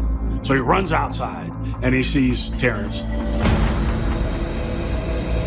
Brandon Young sees his brother laying in the street, and then he runs to the hospital to try to get help because the hospital is only about 3 to 4 blocks away. Brandon seems to be upset about TK's death, but something about his story seems off to Detective Peixoto. So as he's telling me the story, I'm just thinking, this is total bullshit, right? This guy's lying to me. I'm like, either A, he's the shooter, or B, he knows who did it. But he keeps talking. I didn't see anybody. There was nobody out there. It was just a car, just Terrence. Oh my God, Terrence. So I'm like, hey man, you're being untruthful. But just tell me what happened. Well, this is your brother. I didn't even call him stepbrother. That's your brother. You know, your brother's dead, and you know who did it, and you're not going to tell me.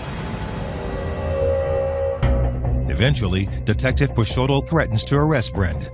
And even though it's a bluff, the move pays off. And then all of a sudden, oh, you know what? I think Darren and Larry Pratcher were out there. Detectives are unsure why Brandon was withholding information. But for now, they let him go. Armed with 2 new names to pursue, 15-year-old Darren Pratcher and his older brother Larry, they recanvassed the neighborhood.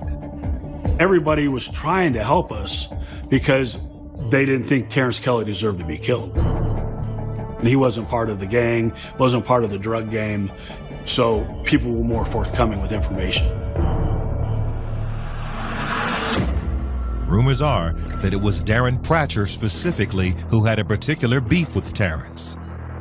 There was allegations and rumors that they had an issue dealing with a basketball game, that Terrence had slighted Pratcher, and Pratcher took offense at that.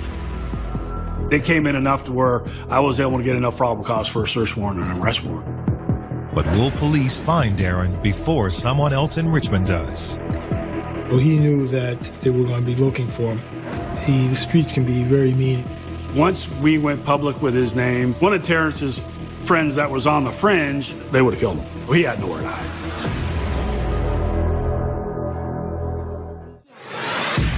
Terrence Kelly's success encouraged a new generation of kids in Richmond, proof that with hard work and determination, they can make it out too. But his death was a grim reminder that sometimes, no matter what you do, the streets can be unforgiving. Everyone knew Terrence was gonna make it. Terrence didn't make it. Terrence got killed. What does that mean for me? You know, so a lot of people lost hope, I think, because you would think person that's not into gangs, person that's not dealing drugs would get a pass of some type, you know, when they don't get a pass. What makes me think I'm gonna make it out?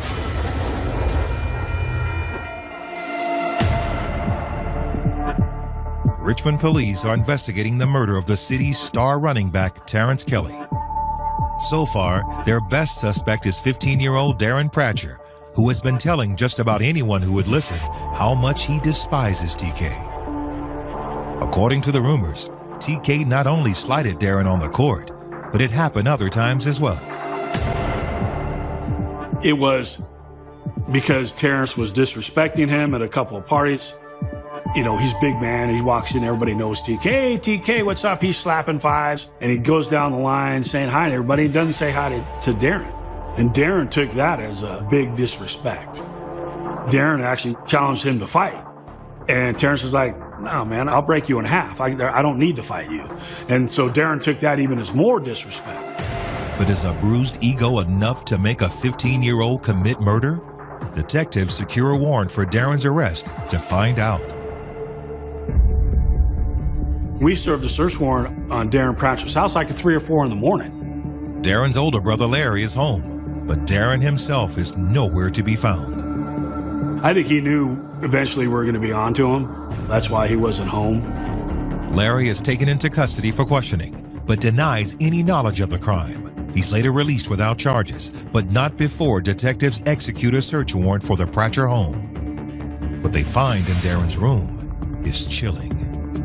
We did find, during the search, some rap that was penned by Mr. Pratcher. And part of the rap lyrics indicated that he would shoot people, fill them full of lead, and if they were in his territory, and that they shouldn't be in his territory, Deep Sea. And Deep Sea was another way of saying Central Richmond. The Deep Sea Gang was just beginning to emerge in Richmond and had gone largely undetected by police. That is, until now. According to the rap lyrics that we recovered, he definitely was a member, and it did highlight Deep Sea and its existence. The Deep Sea Gang, they had issues with people who weren't from Central Richmond, people like from North Richmond, people from South Richmond. TK was from North Richmond, but had gone to pick up his stepbrother Brandon in Central Richmond on the night of the murder. Was this, combined with the disrespect he felt he'd received from TK on more than one occasion, the last straw for Darren? Based on his lyrics, detectives believe so. Pratcher had made statements that Terrence shouldn't be in the neighborhood because he's not from there. Police give Darren's name and photograph to the media, hoping someone will help locate him before street justice catches up to him first. There's nowhere to hide when you're 15 and you're wanted for murder, and your name and everything's in the paper.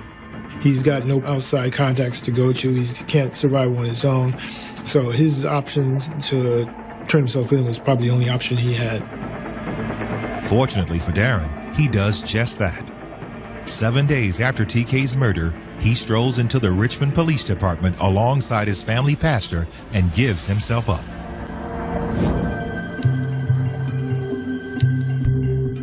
I think Pratcher had talked with his mother and his father, and they convinced him the thing to do was to turn himself in, and with the understanding that he was going to be caught.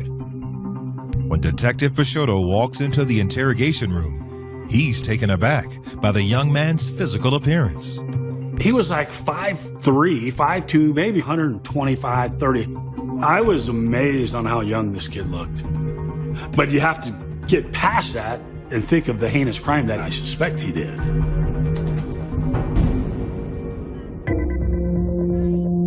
Detectives are just as surprised by how well the teenager handles the interrogation. Wasn't there, didn't do nothing. So, we try to pick away. No, Darren, were you there earlier in the day? Because guess what? I've got witnesses saying they saw you there. No. The only thing that got him nervous is when I showed him a picture of the beanie. I said, I can get DNA out of that beanie, right? Hair all over it. I said, is that going to be your DNA? Then boom, cuts off, stops talking. At that point, he chose to invoke his right to remain silent, which was his right. And Mitch Peixoto, being the good officer he was, he honored that request and didn't ask him any more questions. And he said they were going to arrest him and take him to juvenile hall. But on the way to the juvenile jail, Darren suddenly changes his mind. He starts just being chatty-Cathy with us, right? Now he wants to ask us questions. On the way, Pratcher said he wanted to talk. And Mitch told him, says, hey, you invoked, I can't talk with you, conversation's over. But Darren continues to insist that he's changed his mind and wants to talk. And he's willing to do it without an attorney. So we get to the parking lot, we do the Miranda, and he says, well, I was there. I heard the shots. Everybody took off running, and I was the last one to leave. That's why people think I was the shooter. So yeah, that's my beanie. I was there, but I wasn't the shooter. If Darren Pratcher is telling the truth about not shooting Terrence Kelly, detectives have the wrong suspect in custody. But if he didn't kill TK, who did? Darren says he was hanging out with a group of guys when someone suddenly started shooting. In the chaos, Darren lost his beanie, but he's adamant that he was not the shooter. I said, well, did you drop your beanie because you're running away so fast? Yeah. I was the last one to leave. Everybody was in front of me, and I don't know if I kicked my beanie off or what, but I fell. He just wanted to let me know he was there. He was the last one to run, and that's why people thought he did it. But he didn't. Even though he denies being the shooter, Darren is booked into juvenile jail until detectives can sort out his story. As they dig into Darren's background, they find a kid who once had plenty of promise, but eventually fell in with the wrong crowd. Pratchett's mother and father were very hardworking. It wasn't like he had an absentee father or a mother who didn't love him or show him any care or love. He had that. His peer group were criminals. His peer group were gang members. We got into trouble and fights in school. He had a history of being disobedient to authority figures. Detectives flood the streets, putting pressure on Darren's Deep Sea affiliates, hoping to find anyone willing to talk. And we were doing a lot of enforcement on anybody that we thought could be part of Deep Sea or anybody could be part of a central gang. They were out there every day messing with these guys. They couldn't sell their drugs as easy as they were because the cops were all down there looking for them. Hey, you find a Deep Sea guy, you arrest a Deep Sea guy, call me. The move pays off. I was getting calls, we arrested these two brothers. I think it was maybe in a stolen car. So they brought them in. That was just some good police work by patrol to pick up these guys, and then we're able to realize that they're part of the central gang or part of Deep Sea. Detectives offer up a deal. They can go light on the theft charges if these guys give up some information in return. Got some background information on their relationship with Darren Pratchett, their relationship with Terrence Kelly. Hey, what do you know about it? Well, I wasn't there. I'm not saying you were there. What have you heard on the street? The brothers offer up information on the rifle used to kill TK, but that's as far as they're willing to go. Well, they gave us just enough, but didn't tell us everything they probably knew about the gun. They just said, hey, if the rifle that was used was hidden in the Barrett Apartments in a girl's apartment. The Barrett Apartments, or the Barretts as they're known in central Richmond, are directly across the street from where TK was gunned down. They say the girl was known to hold stolen weapons for members of the Deep Sea. Like Darren Pratchett, she's only 15 years old. We go to the Barrett Apartments. A little young 15-year-old comes around like, hey, mom comes out, and she's like, you baby, you better tell him everything you know about that, you know. Much to their surprise, the young girl holds nothing back. She was Chatty Cathy. Oh yeah, I was holding the gun for these guys, do it all the time. And I'm like, well, how did the gun get from your apartment just basically across the street? She goes, oh, I gave it to Darren. Darren who? Darren Pratchett. But she says Darren told her he needed it because there was a man trying to kill him. Pratchett and his friends had been hanging out in the block, and they had been shooting paintballs and things at other people, and he had hit this other girl. She had gotten upset and said she was going to tell her father. Supposedly, he had been threatened by this girl's father that he was going to come and get him. Pratchett then tried to secure a firearm for allegedly to protect himself. Now more witnesses are coming forward to tell police they saw Darren waiting on the street with a group of other young men when Terrence pulled up. The general consensus is they saw an individual. Some identified Mr. Pratchett, others didn't want to identify him, but they said that they saw him take out a rifle and that the Terrence Kelly's car had pulled up in front of the residence and that Pratchett approached him and then just started firing the shots.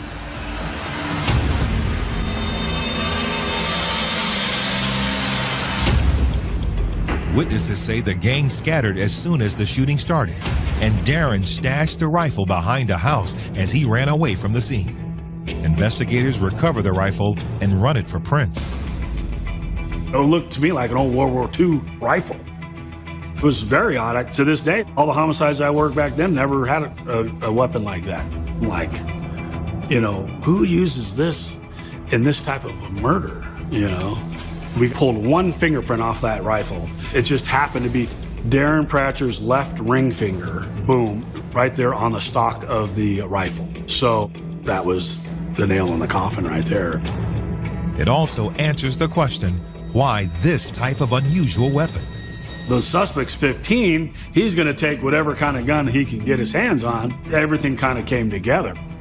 But is it possible TK's murder was a case of mistaken identity? According to his family, TK wasn't even driving his own car the night of the murder. Somebody said, well, he didn't want to drive the Mustang into Richmond because he thought he was going to get carjacked or something. He was actually in his dad's car. It's an old white Oldsmobile. Supposedly, Mr. Pratcher felt that the guy he was shooting was the girl's father, would come back to exact revenge on him. When Terrence Kelly was killed in 2004, the Deep Sea was only a fledgling gang in Richmond. But once news of his murder swept through the city, the gang's influence and reputation exploded. Once you start getting gangs publicity, then they start to get a life of their own. And that increased with the Deep Sea. I think it empowered some of them. They built up that reputation that they were looking for. I think it gave them some street credibility, and it made people think that, Deep Sea is somebody to be feared. On August 19, 2004, Terrence Kelly is laid to rest at Hilltop Community Church in Richmond. Thousands of people come to pay tribute to him. It was about, I want to say about 4,000 people at his funeral. The Oregon coach showed up. The teams that recruited him even showed up and spoke of his character. That was beautiful. The funeral in general was one of the longest funerals I've ever been to, but I can understand why, because it's a lot that was to be said about Terrence. It was just devastating. It broke everybody's heart. It broke the community's heart. It broke the family's heart. It broke the neighborhood's heart. And it broke Richmond's heart when that boy got killed. Terrence's dad seemed to be the hardest hit. Every time he talked about TK, his eyes would well up with tears, and he would think and reminisce about what could have been. He was never the same after that. It killed his spirit. I mean, that boy was everything to him. To honor his memory and preserve his legacy, Terrence's father announces the creation of the Terrence Kelly Foundation to help underprivileged youth. Terrence's dad wanted to put something together in his son's name and felt like it needed to be done. His job was to drive this and say, I'm going to save as many kids as I can. The goal is to save them all. Just trying to make his son proud in some type of way. The fundraisers, the silent auctions, all that money went directly back into the program to give back to the people, the kids of Richmond. While TK's loved ones cope with his loss, investigators continue to build a case against their prime suspect, Darren Pratcher. Darren's fingerprints prove he was the gunman, and the type of rifle he used tells police something else as well. It was a bolt-action rifle, and in a bolt-action rifle, in order to reload, you have to pull the bolts back, which would eject the expended round. And then as you push the bolt forward again, it loads another round in. You have to actually take your time, and since the car was moving, you have to actually be looking for your target, aiming for your target, and hitting your target. That makes it difficult to believe Darren didn't know who he was shooting at. He hits him, the car starts rolling forward. He racks another bullet into the chamber. Boom, shoots again, second shot. Thinks, boom, racks another one in, hits him a third time, and then racks the fourth one in and shoots him a fourth time. So this is definitely, he was the intended target. But the issue becomes back to is, why did he do what he did? And that was a big question. Did he do it because of revenge, because he disliked TK and he wanted to take out his animosity toward him? Or did he just do it out of just impetuousness? The rap lyrics found in Darren's bedroom contain a potential clue. He was writing rap about shooting people and defending his turf and defending his area. Deep Sea had a bunch of young kids between the ages of 12 and 15, and what I call baby gangsters. They were all trying to make a name for themselves, and that was one of the reasons he did what he did. He's this little tiny kid nobody's going to respect you unless you've killed somebody, right? And he wants to be a gangster. So I think it just happened to be circumstance that he got into a beef with Terrence and decided that's the guy that I'm going to get my street creds off of. And it makes it even better. I killed the great Terrence Kelly. And I think he was extremely jealous of Terrence's success. He was jealous of Terrence's standing in the neighborhood. I mean, he was just jealous of Terrence, period. Now the question is, how did Darren know where to find TK that night? Detective Peixoto has his own theory. I said, well, somebody had to know he's going to be here, right? That's when I started putting 2 and 2 together, and it didn't take me long to figure out that Brandon Young was part of it. I think, unbeknownst to Terrence, is that Brandon had been hanging out with people that were kind of starting up the deep sea baby gangsters, and he was getting pretty deep into the gang life. Terrence is leaving, so what does he have? What does Brandon have? All he's gonna have is his little gang buddies, right? So now he's gotta give up his own brother to give himself some street cred. Based on his theory, Detective Peixoto takes Brandon in for further questioning. And once again, he denies any involvement. He had a set story, and he probably had been working on that story. It was, I needed a ride. Very monotone. I needed a ride. I called him at this time. He called, when he got here, I ran out to the car, forgot my jacket. And then I forgot my phone charger. He told me about that darn phone charger probably 20 times.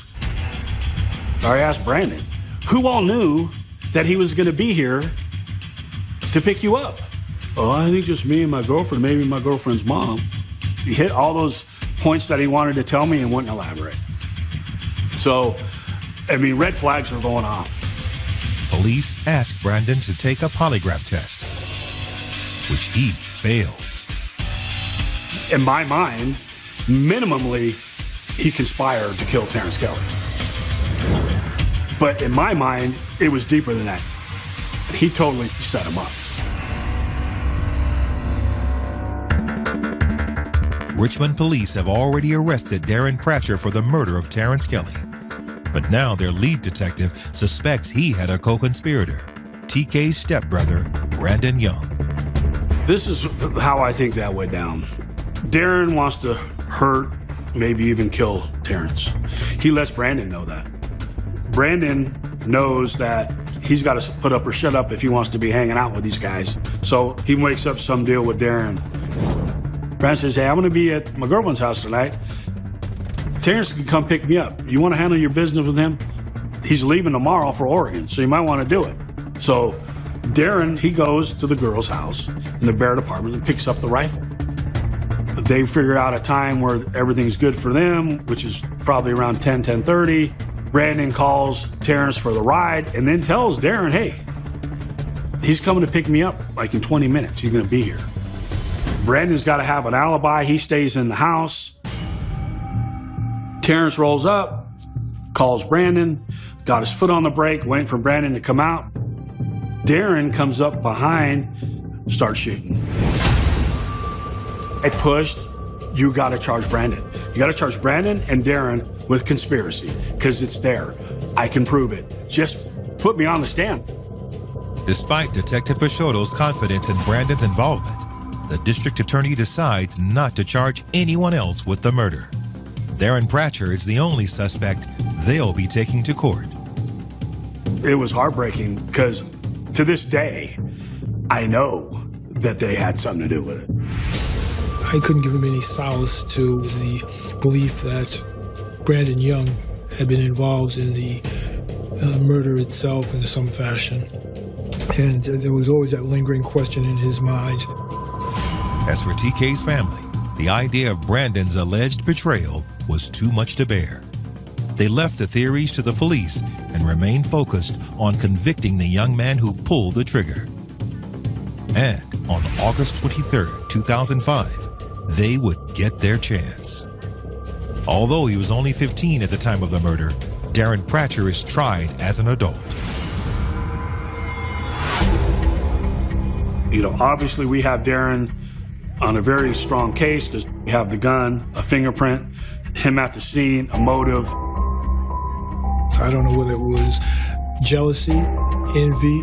I don't know whether it was protection of your turf or your gang. The only thing I can say for sure is that Pratchett executed Terrence Kelly. The absolute why, no one knows. But Darren's attorneys argue that he never planned to kill TK. Those bullets were intended for someone else.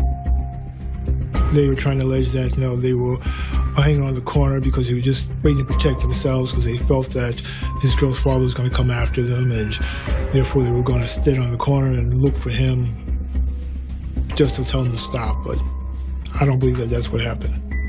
The individual they were talking about was like a 55-year-old man, a 60-year-old man. Terrence Kelly was an athlete. The car stopped under the straight light, so he had plenty of chance to see who was in there. The jury agrees with the prosecution. They found him guilty of first-degree murder and use of a firearm. He got sentenced to 50 years to life. Darren's alleged co-conspirator, Brandon Young, receives a different kind of justice. Street justice found Brandon Young. 4 years later, he walks into Pinole Valley Lanes in Pinole, is enjoying a night at the bowling alley. Next thing you know, a couple guys walk inside the bowling alley, shoot him, and walk out. And a lot of witnesses, and the suspects are still outstanding. Nearly 20 years after Terrence Kelly's death, the city of Richmond still grieves his loss. But his legacy lives on. Landry came up with the foundation, and how many kids were able to go to De La Salle under Terrence's scholarship. You know what I mean? Like, that's very impactful. That gave him a sense of life and pride. You know, when you lose your only child and all of your investment went into that one child, it's hard to take. He could have easily jumped off the bridge a long time ago, but he chose to stand and fight for the kids of that community. Losing Terrence gave me my purpose, I would say. Since he's passed, my literal goal in life has just been keeping his name and legacy alive and making sure that I take the steps to bring, you know, pride back to my family name. He was such a light, and seeing that light when I close my eyes is what keeps me going every day. So if you really want to honor him, then you be Terrence Kelly. It's that simple. You become that. You don't let folks like that die in vain. You just don't, you can't.